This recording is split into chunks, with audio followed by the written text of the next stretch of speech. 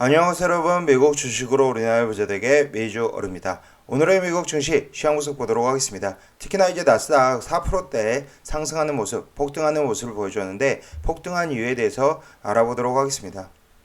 먼저 이제 FOMC 회의 결과 먼저 보면 기준금리 0.75% 인상을 했으며 2.25에서 2.5% 중립금리에 도달을 했습니다. 두 번 연속 0.75% 금리 인상으로 1980년대 폴 포커 시대 이후 최대 폭의 긴축이다라고 봐주시면 됩니다.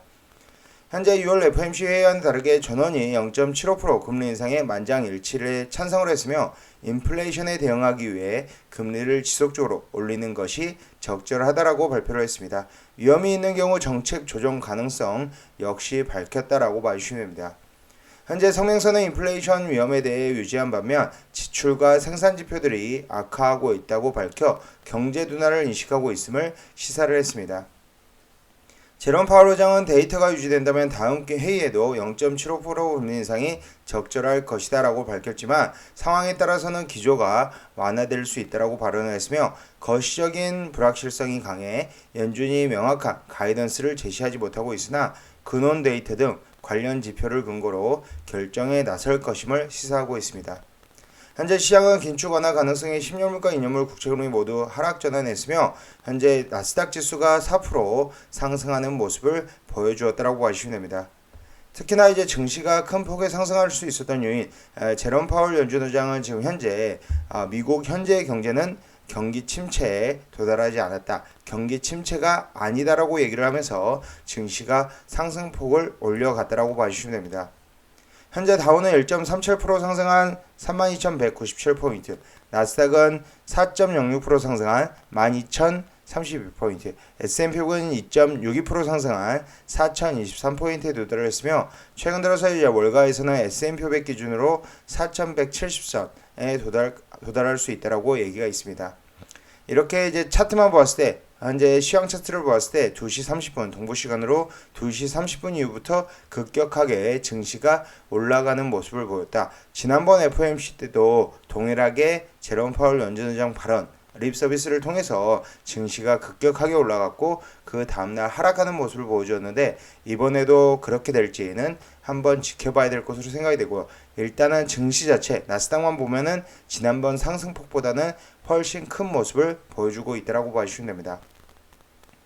현재 GDP 나우 기준으로 7월 27일 이제 GDP 2분기 성장률 발표가 있었는데 마이너스 1.2%로 기존 마이너스 1.6%에서 약간은 지금 올라온 모습을 보여주고 있다. 한국 시간으로 이제 드디어 목요일 저녁 9시 30분에 2분기 GDP 잠정치가 확정치는 아니고요. 잠정치가 발표가 된다고 보시면 됩니다. 현재 QQQ 기술상으로 보면은 이제 저항 라인이 대략적으로 320불대에 있다라고 봐주시면 되고요. SPY도 마찬가지로 한 415불, 417불 정도의 저항 라인이 있다라고 봐주시면 되고 혹시라도 S&P 500이 랠리를 이어가 4170, 4100 중반까지 도달을 한다면 약간은 매도 시그널이 왔다라고 봐주시면 될 것 같습니다. 가상화폐도 지금 현재 좋았습니다. 비트코인 관련해서 현재 8% 상승하는 모습을 보여주면서 22,767불에 도달을 했으며 반면에 국제유가도 상승하는 모습을 보여줬고 3.35% 상승한 98.16불에 도달을 했습니다. 전반적으로 이제 빅테크 종목들이 역시나 상승할 때는 좋은 상승을 보여준다라고 봐주시면 되고요. 기술주 빅테크 위주로 많은 상승하는 모습을 보여줬다라고 봐주시면 됩니다. 어제 소식을 보면 엘리엇의 페이팔 매수 소식이 있었습니다. 대표적 행동주의 펀드이자 과거 현대차를 괴롭히기 했었던 엘리엇이 이번에 페이팔을 대거 매수를 했더라고 기사가 있었으며 어제 프리장에서 페이팔이 6%대 상승하는 모습을 보여줬습니다. 아직은 엘리엇이 페이팔을 사들인 이유에 대해서 밝히지 않았으나 유명한 헤지펀드 중 하나이기 때문에 페이팔이 상승할 수 있는 요인이 되었다고 봐주시면 됩니다. 현재 보잉의 실적 발표도 있었으며 대표 항공기 제작사인 보잉의 이번 실적은 모두 기대 이하였습니다. 다만 보잉 측에서는 22년 현금 흐름이 좋아질 것이라고 긍정적으로 내놓았고 보잉 737 맥스 기종의 생산량도 월간 31대로 늘어났다라고 지금 합니다.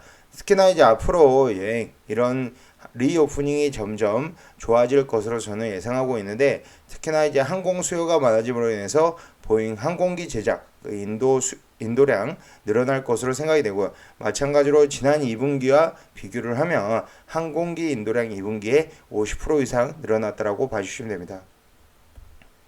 쇼피파이 같은 경우는 실적 미스에도 불구하고 장이 좋음으로 인해서 11% 상승하는 모습 보여주었고, 캐시오드 같은 경우는 올해 처음으로 코인베이스 주식을 덤프를 했다. 화요일에 약 141만 주 코인베이스 주식을 판매를 했는데, 캐시오드 같은 경우는 지금 현재 아크의 평단가가 코인베이스의 평단가가 $250였는데 이를 $50 정도에 매도를 했다라고 합니다.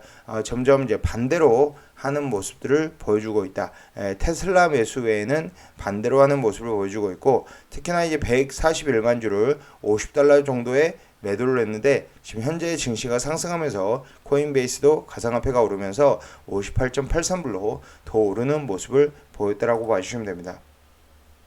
섹터별로 본다면 이제 커뮤니케이션 서비스 섹터 4.22%, 그리고 테크놀로지 섹터 4.3%로 역시나 기술주 빅테크가 잘 오른다라고 봐주시면 되고요. 지금 현재 QQQ 같은 경우는 이제 볼린저 밴드 상단에 다시 도달을 한 상태로 RSI가 59.25, CCI가 125.44로 CCI 기준으로는 다시 100 이상으로 넘어갔다라고 봐주시면 되고, CCI 기준 과열 구간 RSI는 60을 넘어서면 원래는 70이지만 저는 기준을 현재 60 정도로 잡고 있는데 60을 넘어서면 약간은 과열되었다라고 지금 보고 있습니다. SPI도 보시면 RSI가 59.39, CCI가 140.42로 높아진 수준이고, 현재 QQQ 나스닥 같은 경우는 52주 신고가 대비 하락률이 마이너스 24.93%로 좁아진 상황입니다. SPI 같은 경우도 52주 신고가 대비 하락률이 마이너스 16.45%로 낮아진 상황이다라고 봐주시면 됩니다. DIA ETF 같은 경우는 RSI가 59.18, CCI가 132.43이고 마찬가지로 CCI 기준으로는 약간 과열이 되었다. 52주 신고가 대비 하락률로 마이너스 12.85%를 가리키고 있다라고 봐주시면 됩니다. 현재 메타 플랫폼 같은 경우는 마진이 뚝 떨어진 모습, 지금 현재 실적 발표가 되었는데 어닝 미스를 기록을 했습니다. EPS 예상치가 2.56불인데 실제로 발표치가 2.46불, 매출도 못 미치는 모습을 보여줬고 마진이 떨어지는 모습, 광고당 평균 가격이 전년 대비 14%나 감소했고 광고 시장의 수요가 약했던 요인으로 보이고 있습니다. 퀄컴 같은 경우는 이제 어닝 비트를 기록을 했는데 장후에 메타와 퀄컴의 실적 발표가 있었으며 EPS 기준으로 본다면 퀄컴은 이제 예측치가 2.89불, 실제 발표치 2.96불, 그리고 예측치 매출 대비 상회를 했고요. 하지만 퀄컴 같은 경우는 지금 현재 애프터장에서 하락하고 있는데 가이던스를 좀 더 하향을 했기 때문에 하락하는 모습으로 보이고 있습니다. 지금 현재 증시가 파월의 립 서비스 발언으로 인해서 상승하는 모습을 보여주었습니다.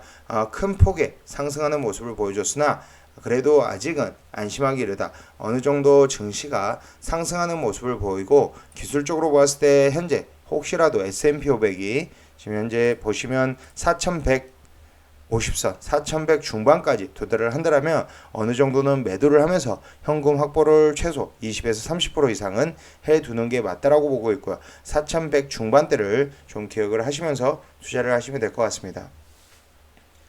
지금까지 비주얼 영상 시청해주셔서 감사드리고 앞으로도 비주얼 영상 많은 시청 부탁드리겠으며 제 영상이 마음에 드셨으면 많은 좋아요와 구독과 알람 설정 부탁드리겠습니다. 감사합니다. 미주얼이었습니다.